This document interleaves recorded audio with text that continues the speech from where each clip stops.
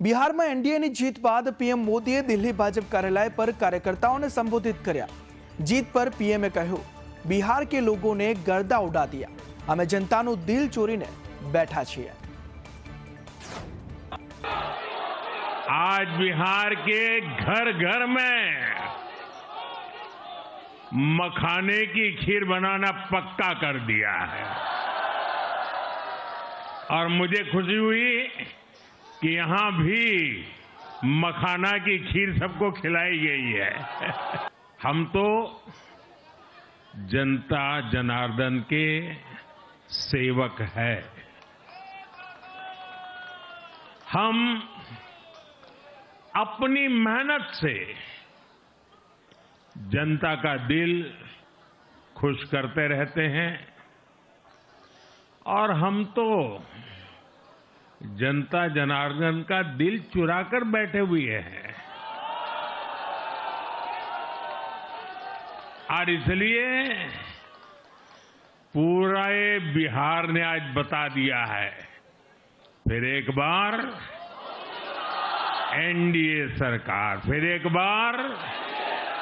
जब मैं जंगल राज की बात करता था, कट्टा सरकार की बात करता था, तो आरजेडी के लोग कभी विरोध नहीं करते थे, लेकिन कांग्रेस वालों को बहुत चुभता था और बहुत मोदी क्या बोल रहे हैं, ऐसा क्या बोल रहे हैं। लेकिन आज मैं फिर कहना चाहता हूं, मैं कहूंगा अब वापस नहीं आएगी कट्टा सरकार, अब वापस नहीं आएगी, अब वापस नहीं आएगी। बिहार में विधानसभा चूंटणी संग्राम में जंगी जीत साथे एनडीए परचम लहराव्या छे, जेनी उजवणी थई रही छे। बिहार विधानसभा चूंटणी 2025 ना परिणामों में एनडीए जंगी विजय मेळव्यो छे, त्यारे भाजपना कार्यालय पर ऐतिहासिक जीतना जश्ननो माहौल जोवा मळ्यो छे। तो बीजी तरफ जेडीयूना कार्यकरोए पण उजवणी करी हती, तो आरजेडी पर व्यंग करता कार्यकरो नजरे पड्या हता। पटना में पण जीतनी उजवणीना भागरूपे मुख्यमंत्री निवासस्थान पासे बिहार का मतलब नीतीश कुमार लखेलू होर्डिंग नजरे पड्યું હતું। સવારથી પરિણામોની શરૂઆત થઈ, ત્યારથી લઈને એનડીએમાં ઉજવણીની તૈયારીઓ ચાલી રહી હતી। તો બિહાર વિધાનસભા પરિણામમાં એનડીએને બહુમત મળતા દેશભરમાં ખુશીનો માહોલ છે। ગુજરાતના પાટનગર ગાંધીનગરમાં ભાજપ પ્રદેશ કાર્યાલય કમલમ ખાતે શાનદાર ઉજવણી કરવામાં આવી। સીએમ અને ભાજપ પ્રદેશ પ્રમુખ પણ આ ઉજવણીમાં જોડાયા। પ્રદેશ ભાજપ કાર્યાલય પર બિહારની જીતની ઉજવણીમાં મહિલા કાર્યકરો અને નેતાઓએ ગરબા કર્યા। મોટી સંખ્યામાં ભાજપના કાર્યકરોએ ઢોલ નગારા સાથે ભાજપની જીતની ઉજવણી કરી। બિહાર ઇલેક્શન 2025 માં નેશનલ ડેમોક્રેટિક અલાયન્સે મહાગઠબંધનના સુપડા સાફ કરી નાખ્યા। બિહાર ચૂંટણીમાં એનડીએ પ્રાપ્ત કરેલી પ્રચંડ જીતે તમામ જૂના રેકોર્ડ તોડી નાખ્યા છે। આ જીત પાછળના કારણો અત્યંત મહત્વપૂર્ણ છે, જેમાં સામાજિક સમીકરણો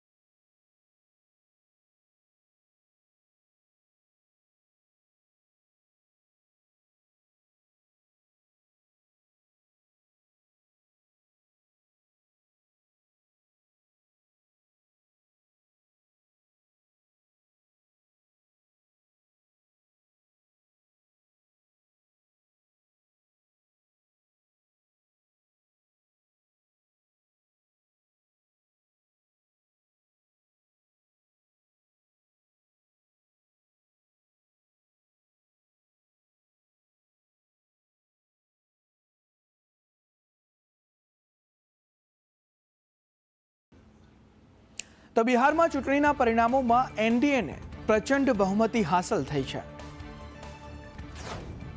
बिहार चूंटणी शानदार परिणामों पर एनडीए में खुशीनो माहौल छवायो छे। तो ये बहुत ही एक अलग जर्नी रही है, जो मैंने कभी नहीं सोचा था कि लाइफ में इतनी जल्दी मैं फेस करूंगी, लेकिन इतने स्ट्रांगली मैंने इस चीज़ को देखा है, आगे फील किया है और आगे भी अगले 5 साल के लिए भी मैं रेडी। अरे बहुमत ही बहुमत है।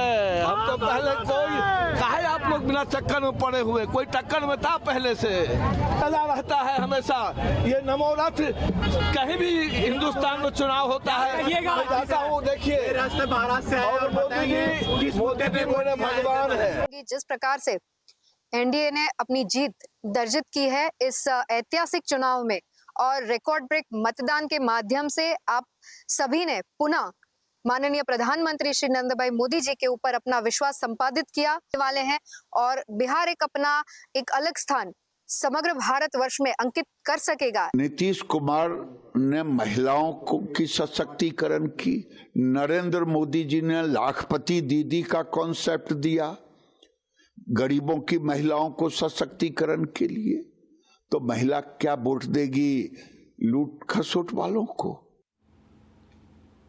બિહારમાં એનડીએની લહેર ચાલી ગઈ, જેમાં મહાગઠબંધનના દાવા ધૂળધાણી થઈ ગયા। બિહારમાં એનડીએની આંધી સામે મહાગઠબંધનના સુપડા સાફ થઈ ગયા। બિહારમાં ભાજપનું અત્યાર સુધીનું સૌથી શ્રેષ્ઠ પ્રદર્શન જોવા મળ્યું છે। છેલ્લે બિહારમાં 2010માં 91 બેઠક મળી હતી, પરંતુ હવે ભાજપે પોતાની તાકાત બિહાર ચૂંટણીમાં બતાવી છે। આ સાથે જ નીતિશ કુમારનો 10મી વખત મુખ્યમંત્રી બનવાનો રસ્તો સાફ થઈ ગયો છે।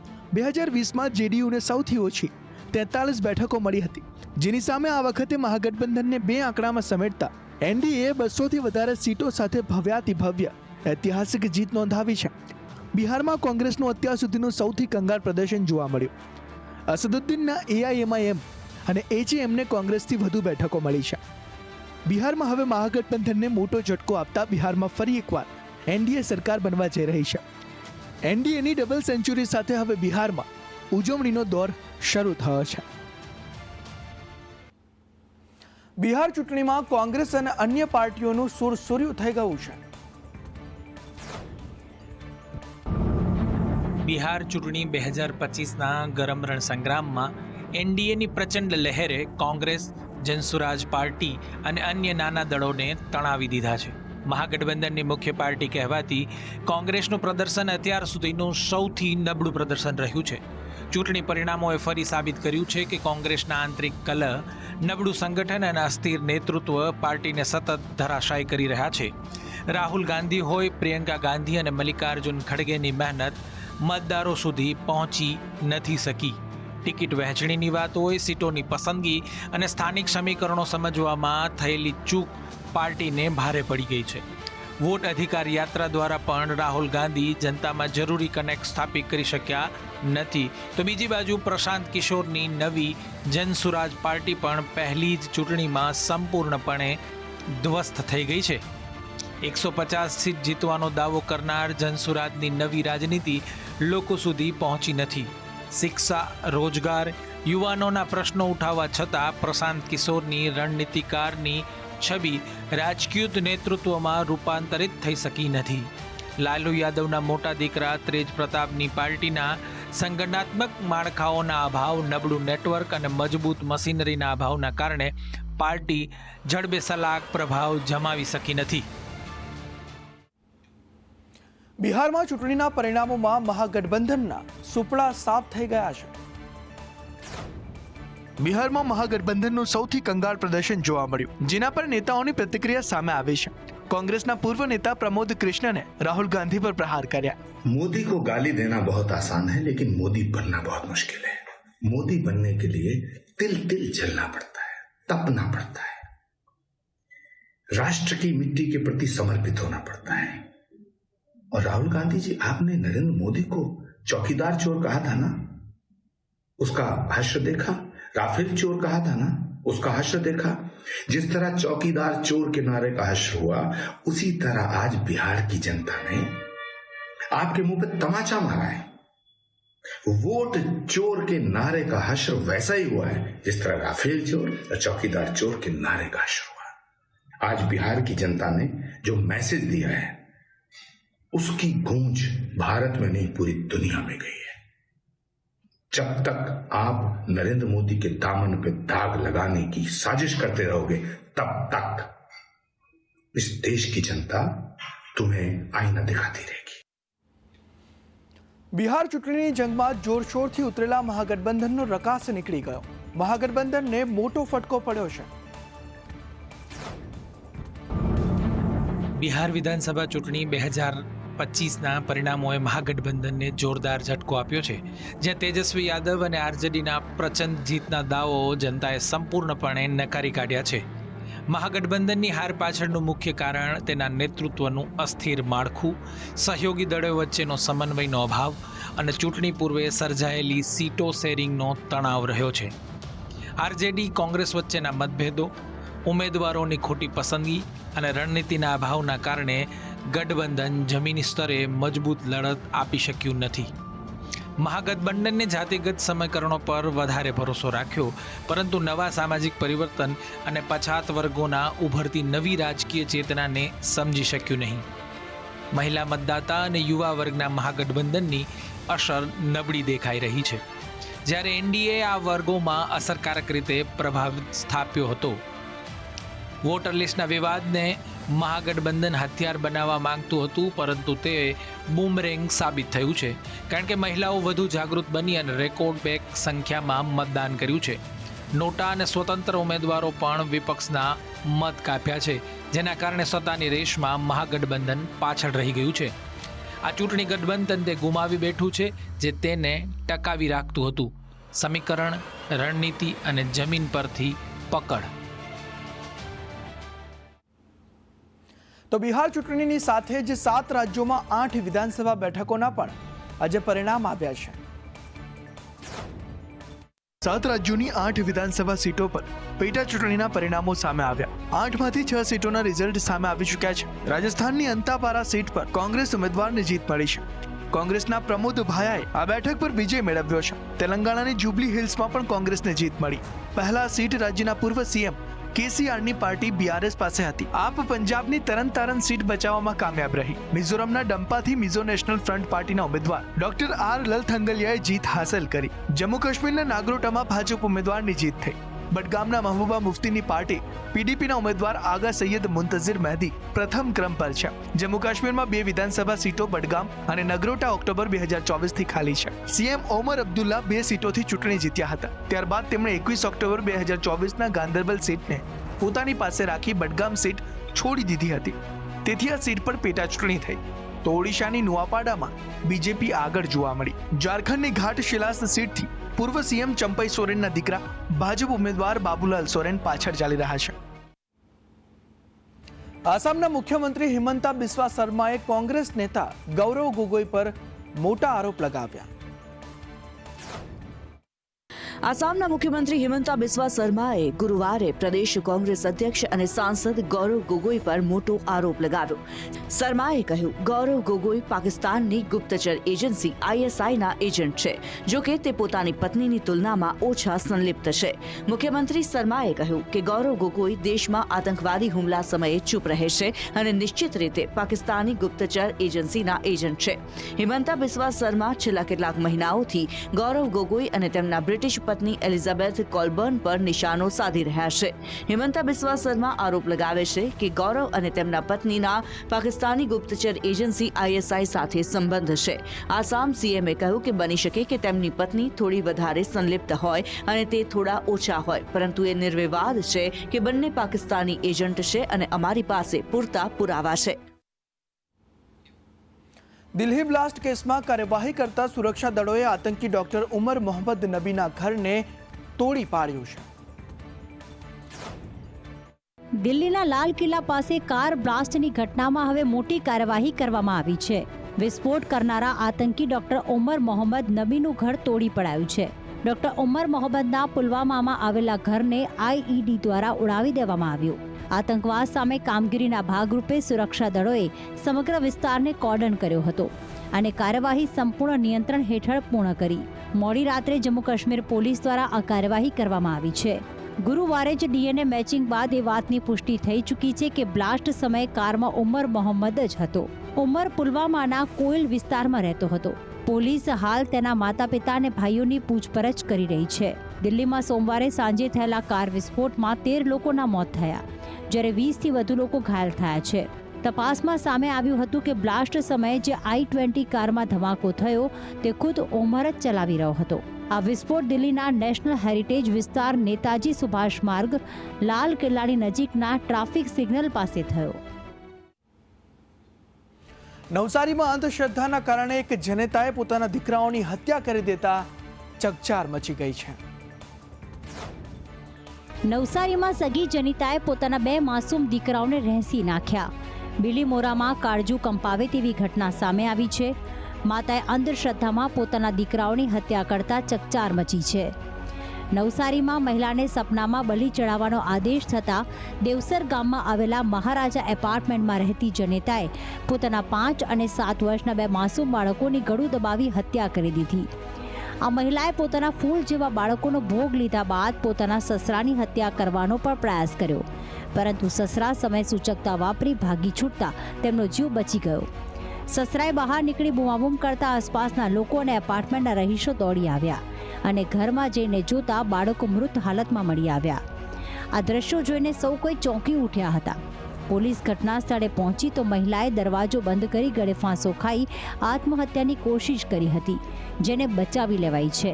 બિલીમોરા શહેરમાં મોડી રાત્રે થયેલા આ અંધશ્રદ્ધાના તાંડવ બાદ પોલીસે બાળકોના મૃતદેહ પોસ્ટમોર્ટમ માટે ખસેડી મહિલાની અટકાયત કરી આગળની કાર્યવાહી શરૂ કરી છે. રાજકોટમાં મગફળી ખરીદ કેન્દ્રમાં આગ લાગવાની મોટી ઘટના સામે આવી છે. રાજકોટ જિલ્લાના ધોરાજીમાં આવેલ મગફળી ખરીદ કેન્દ્રમાં આજે એક મોટી આગની ઘટના સામે આવી છે, જેણે ભારે નુકસાન પહોંચાડ્યું છે. આ આગ મુખ્યત્વે અતુલ સોલવન્ટના ગ્રાઉન્ડમાં રાખેલા મગફળીના જથ્થા નજીક શરૂ થઈ હતી, પરંતુ તે ઝડપથી પ્રસરી ગઈ હતી. આગે ખરીદ કેન્દ્રમાં સંગ્રહિત બારદાનના વિશાળ જથ્થાને ઝપેટમાં લીધો હતો, જેના કારણે તે અત્યંત ભીષણ બની હતી. આ વિકરાળ આગને પરિણામે લાખો રૂપિયાના મૂલ્યના બારદાન સંપૂર્ણપણે બળીને રાખ થઈ ગયા, જે એક મોટું આર્થિક નુકસાન ગણી શકાય.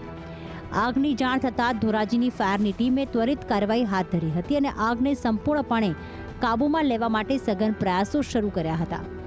રાહતની વાત તો એ છે કે ફાયરની ટીમે સમયસર કામગીરી કરીને મગફળીના મુખ્ય જથ્થાને વધુ નુકસાન થતું અટકાવ્યું છે. રાજકોટના નવાગામ વિસ્તારમાં 2 દીકરીઓની હત્યા કર્યા બાદ એક માતાએ આપઘાત કરી લેતા વિસ્તારમાં ચકચાર મચી ગઈ છે. રાજકોટના નવાગામ વિસ્તારમાં આવેલી શક્તિ સોસાયટીમાં એક અત્યંત કરુણ અને હૃદયદ્રાવક ઘટના બની છે, જ્યાં એક માતાએ પોતાની 2 માસૂમ દીકરીઓની હત્યા કર્યા બાદ પોતે પણ આપઘાત કરી લીધો છે. આ માતાએ પોતાની બંને પુત્રીઓને ગળે ફાંસો આપીને મોતને ઘાટ ઉતારી હતી અને ત્યારબાદ પોતે પણ આ જ રીતે જીવન ટૂંકાવ્યું હતું. આ સામૂહિક હત્યા અને આપઘાત પાછળનું ચોક્કસ અને સ્પષ્ટ કારણ હજુ સુધી અકબંધ છે, જેના કારણે રહસ્ય ઘેરાયું છે. હું તો બારગામ સાઈડ ઉપર હતો, ત્યાંથી મને કોલ આવ્યો કે આમ ઘટના બનેલ છે, ભાભીને બંને દીકરીઓ ઓફ થઈ ગયેલ છે. મારા મોટા ભાઈને ખબર પડી, અહીંયા આવ્યો ને 10 શું કામ કરતા મજૂરી. કેટલા સમયથી રહેતા હતા? 10 વર્ષથી. બીજી કઈ તકલીફ હતી કે એવું? ના, બીજી કઈ તકલીફ નથી. આર્થિક રીતે કઈ પણ નહીં. મારો ભાઈ, મારા ભાઈના ફાધર અને બંને દીકરીઓ, મારા ભાભી, 5 જણા હતા. ઘટનાની જાણ થતાં જ પોલીસ તાત્કાલિક સ્થળ પર પહોંચી ગઈ હતી, જેમણે ત્રણેયના મૃતદેહોનો કબજો લીધો હતો. પોલીસે આ કરુણ બનાવ અંગે ગુનો નોંધીને આ ગંભીર પગલું ભરવા પાછળના તમામ પાસાઓની તપાસ શરૂ કરી છે. ગાંધીનગરના રાયપુરમાં માસૂમ બાળકીની હત્યાની ઘટના બની છે. પોલીસે આ મામલે વધુ તપાસ હાથ ધરી છે. ગાંધીનગર નજીક આવેલા રાયપુર ગામમાં ચોંકાવનારી ઘટના બની. રાયપુરમાં એક 10 વર્ષની માસૂમ બાળકીની હત્યા કરી દેવામાં આવી. આ બાળકી બુધવારથી ગુમ હતી. બાળકી ગુમ થતાં ડભોડા પોલીસ મથકે ફરિયાદ નોંધવામાં આવી અને સતત શોધખોળ ચાલી રહી હતી. જોકે શોધખોળના અંતે પ્લાસ્ટિકની કોથળીમાં લપેટેલો બાળકીનો મૃતદેહ મળી આવ્યો.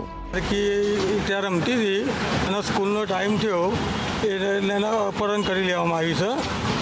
ગામમાં અંદરનો જ છે, કોઈ સાપરામાં રહેવાવાળો જ.